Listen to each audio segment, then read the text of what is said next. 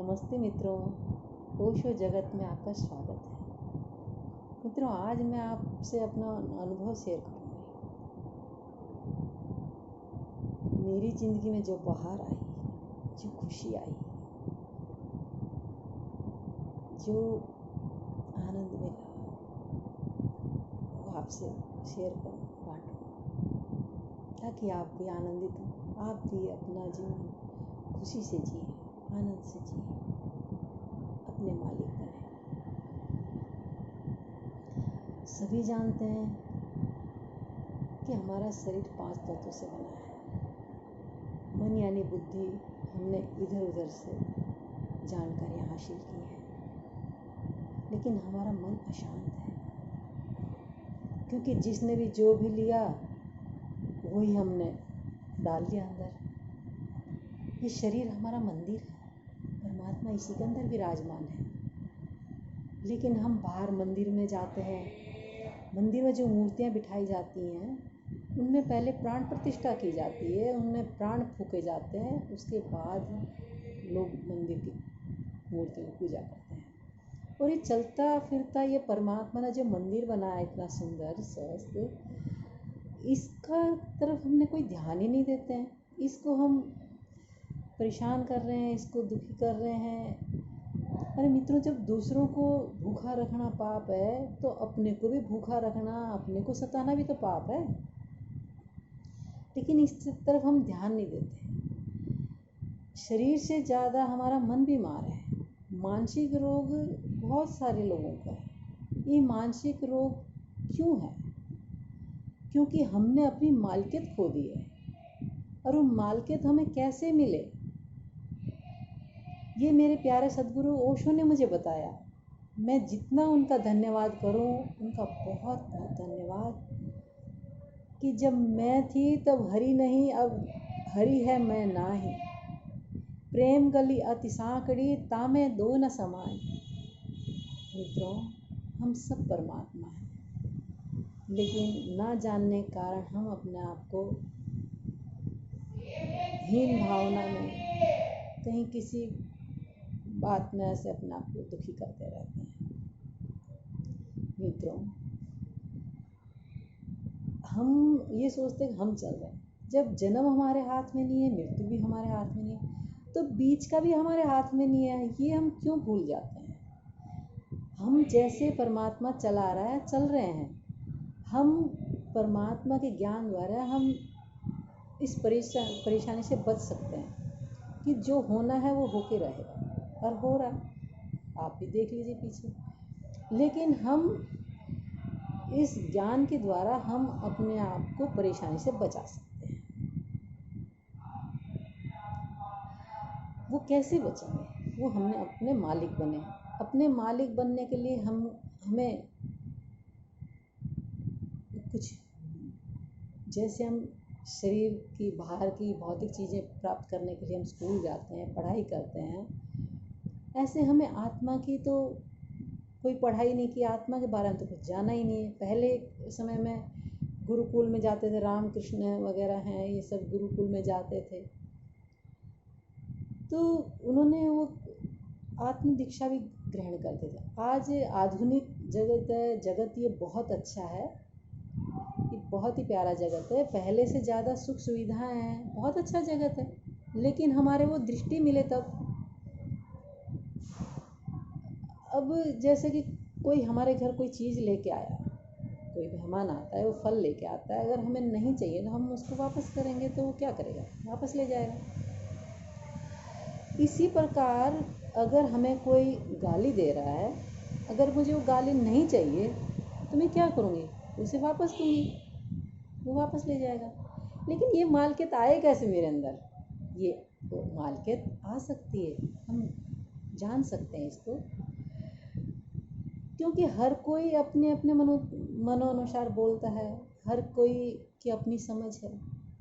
जैसे बाग में बहुत सारे फूल हैं तरह तरह के, हम गुलाब को कहें तुम गेंदा बन जाओ तो वो नहीं बन सकता।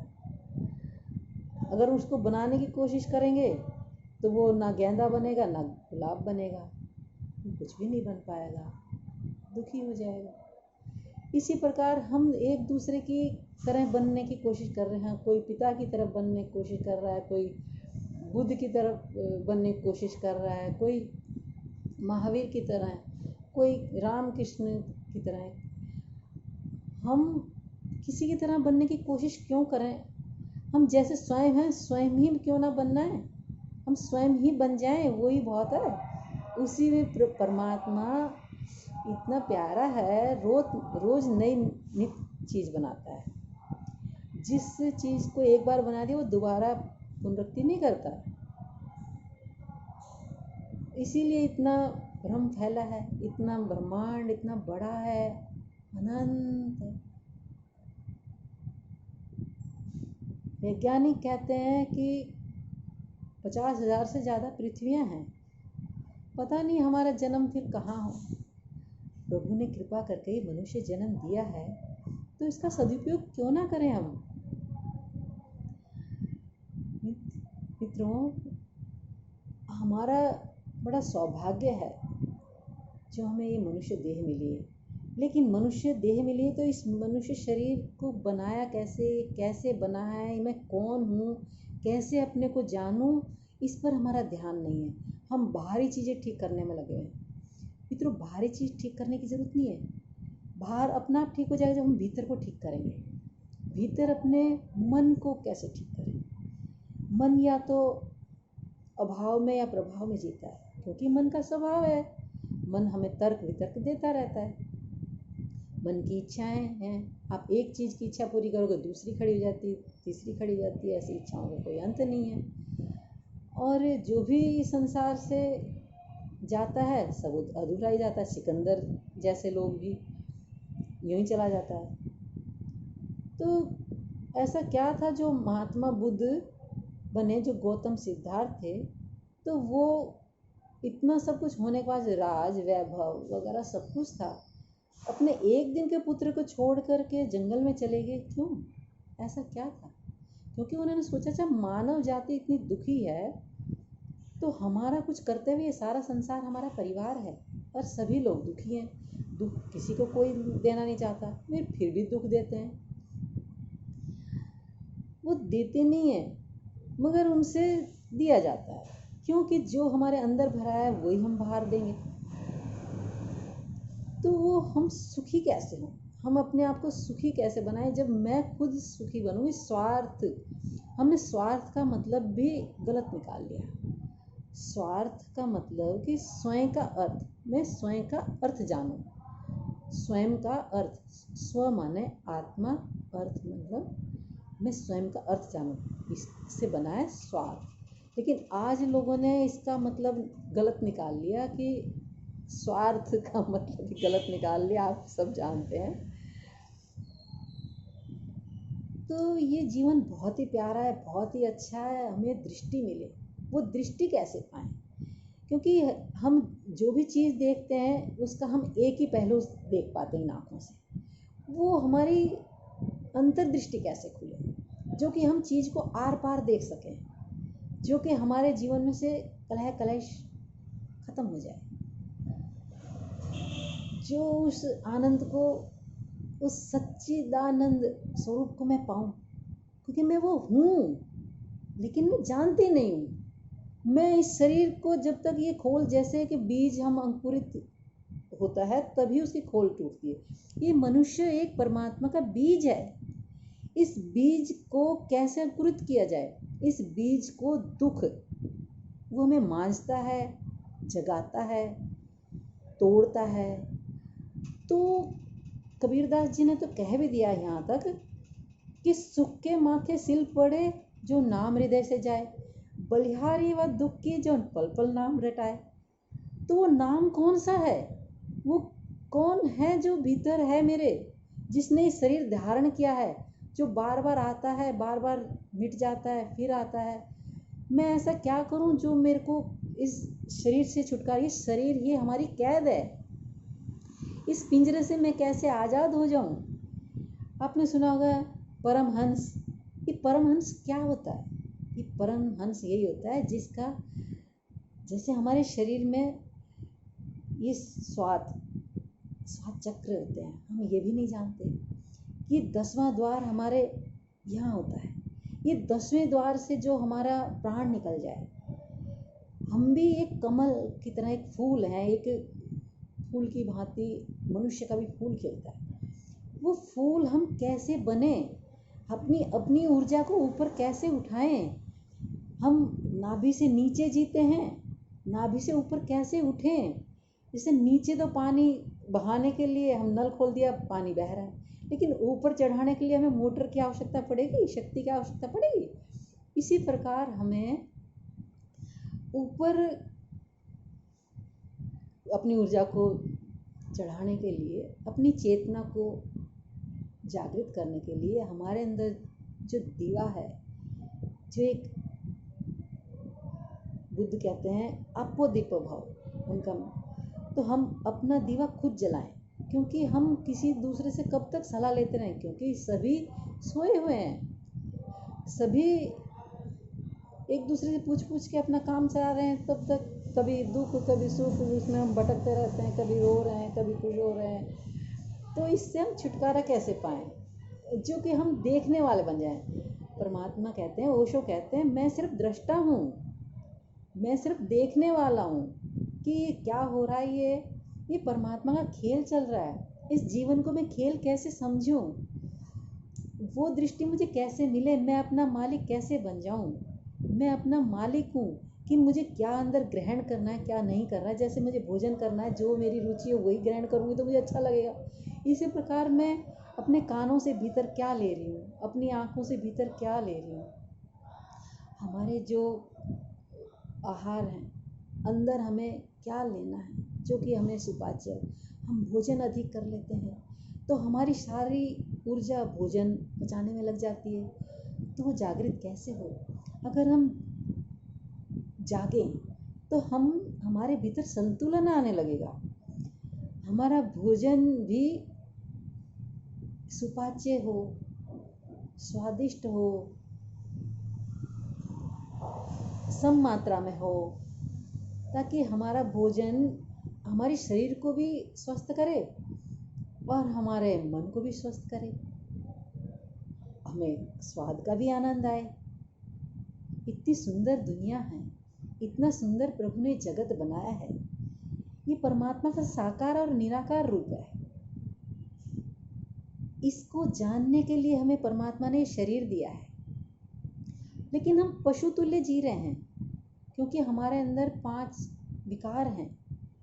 उन विकारों से हम कैसे मुक्त हों, तभी हमें मोक्ष मिलेगा। मोक्ष कोई मरने के बाद मिलने वाली चीज़ नहीं है, हमें जीते जी मोक्ष लेना है। हम जीते जी मुक्त ही हैं, हमने पकड़ रखा है। जैसे एक बंदर है, नीचे हमने, मदारी क्या करता है, एक सुराही में नीचे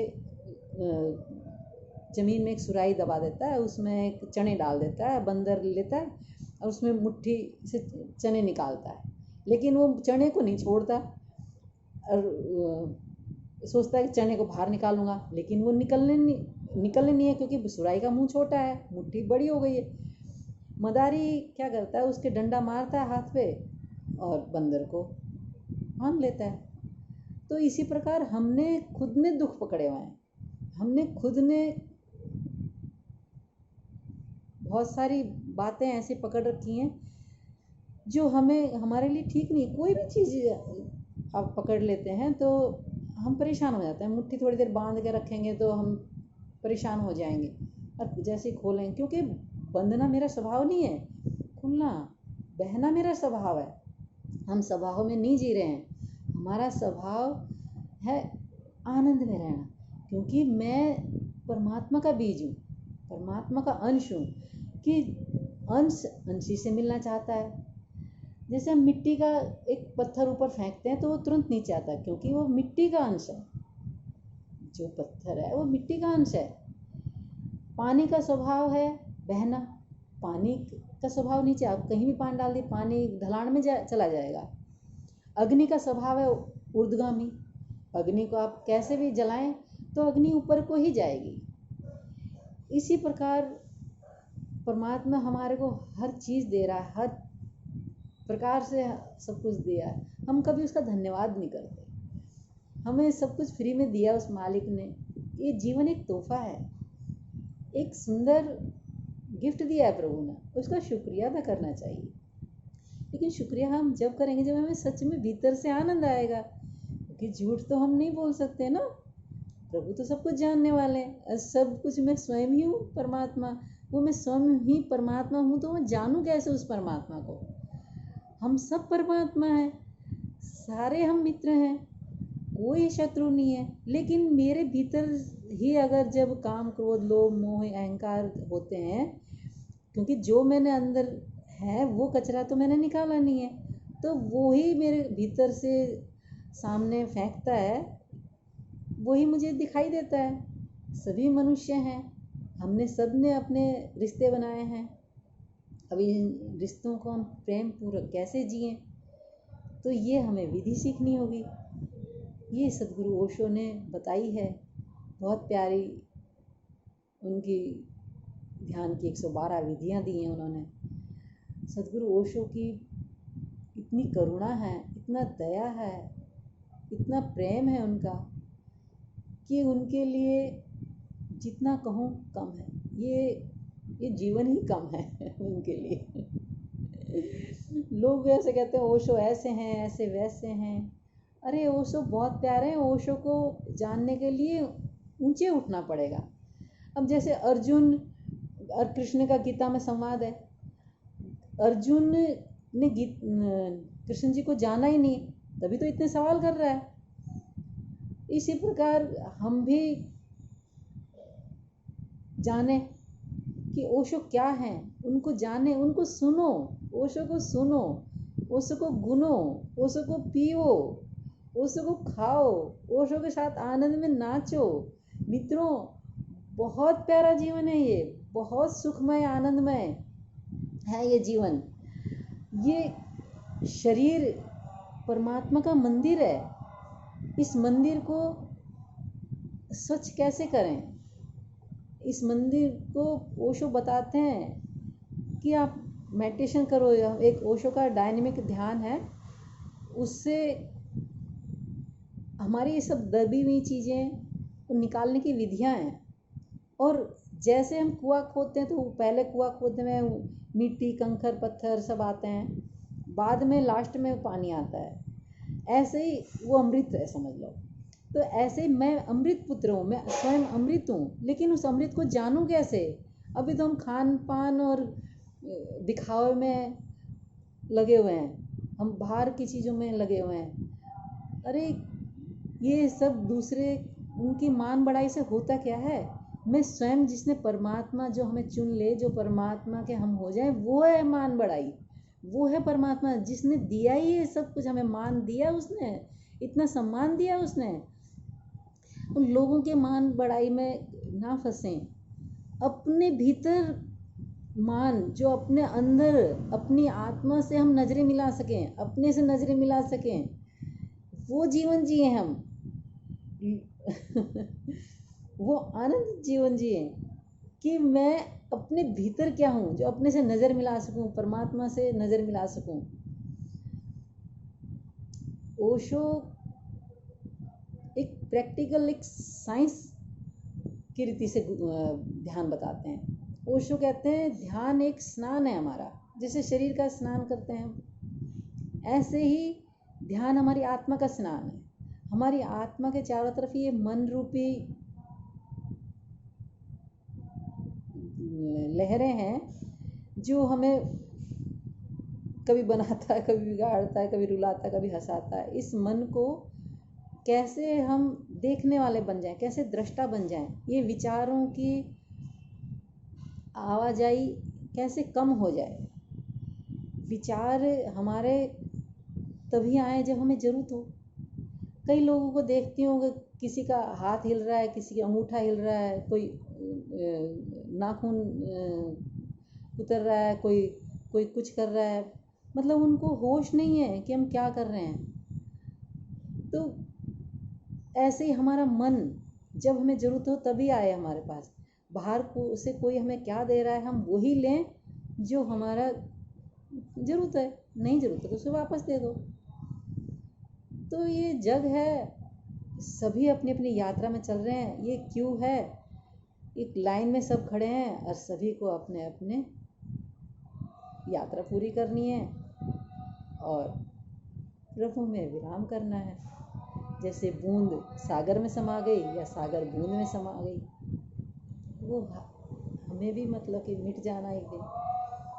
मृत्यु है तो मृत्यु आने से पहले क्यों ना हम जाग जाएं, क्योंकि हमारा जो तीसरा नेत्र खुल जाए, ये हम अपने शरीर में क्या है, कहाँ से आई हूँ, कहाँ जाना है, उसे जानूं। ये मैं तो धन्यवाद करती हूँ सभी मित्रों का, सभी का, दुख और सुख सभी का धन्यवाद। बहुत बहुत आनंद, प्रभु की अनुकंपा अपार है, प्रभु की अनुकंपा। धन्यवाद, धन्यवाद मित्रों।